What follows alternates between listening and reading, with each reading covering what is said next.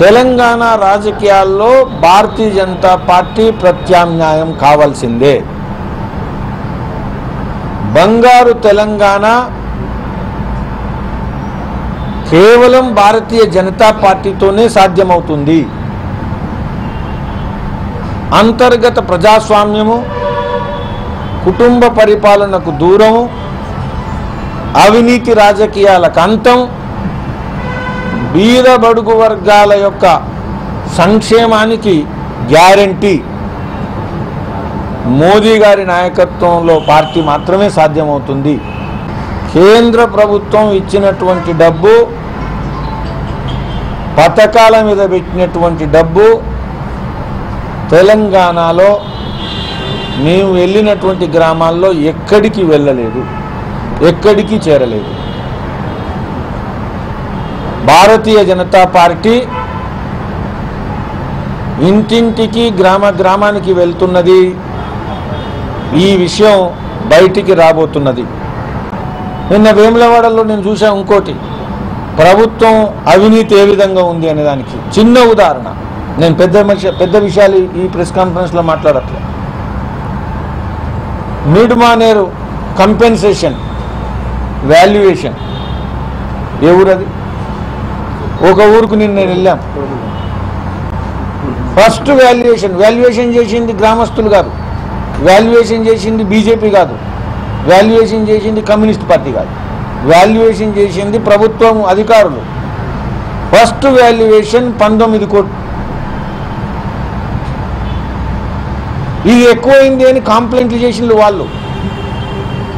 Second valuation 6 కోట్లు. ఇది అన్యాయంగా కనబడితే ప్రజలంతా ప్రశ్నిస్తుంటే ముఖం చూపెట్టలేక ఇంకొక వాల్యుయేషన్ వేశారు. థర్డ్ వాల్యుయేషన్ 9 కోట్లు.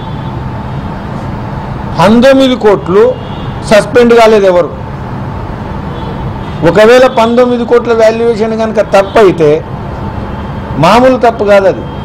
19 కోట్ల వాల్యుయేషన్ కంపెన్సేషన్ ఒక విలేజ్లో ఉంటే దాన్ని 6 కోట్లకు తీసుకొచ్చింది సెకండ్ వాల్యుయేషన్. అంటే ఇది మామూలు వాల్యుయేషన్ అకౌంట్స్లో లోపం జరగదు. ఇది ఏదో అవినీతికి సంబంధించింది. అది కనుక అయితే ఫస్ట్ వాల్యుయేషన్ రిపోర్ట్ కనుక ఫ్రాడ్ అయితే ఎవరైతే బాధ్యులు ఉన్నారో వాళ్ళ మీద యాక్షన్ తీసుకోవాలా. యాక్షన్ తీసుకోలేదు. ఏ యాక్షన్ తీసుకోకుండా 6 కోట్లకు వాల్యుయేషన్ రిపోర్ట్ వచ్చింది. రెండో రిపోర్ట్ అయిపోయింది.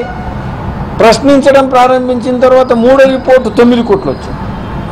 ఇది లాటరీ టికెట్ లెక్క ఉంది కాంపెన్సేషన్. లాజిక్స్ ఉండాలా, ప్రొసీజర్స్ ఉండాలా, మెథడ్స్ ఉండాలా, ట్రాన్స్పరెంట్గా రేపు చర్చించగలగాల. బయట పబ్లిక్ డిబేట్లో, మీడియా ముందు, కెమెరాల ముందు 19 కోట్లు 6, 9 ఎలా అవుతుంది ఇందులో కరప్షన్ లేకపోతే? కంపెన్సేషన్ విషయంలో ప్రభుత్వం అధికారులు ఇంత కరప్షన్ ఉంటే ఇక గ్రామస్తులకు న్యాయం ఎలా జరుగుతుంది? ఇక నిన్న నేను చూశాను. ప్రభుత్వము మరుగుదొడ్లు స్వచ్ఛ భారత్ కింద సహకరించి సబ్సిడీ ఇచ్చి లేదా ఏదైతే మనీ ఇస్తుందో దానిలో భాగంగా గత 3 సంవత్సరాల్లో మేము ఆ గ్రామంలో ఒక్క మరుగుదొడ్డికి కూడా మాకు సాయం రాలేదు.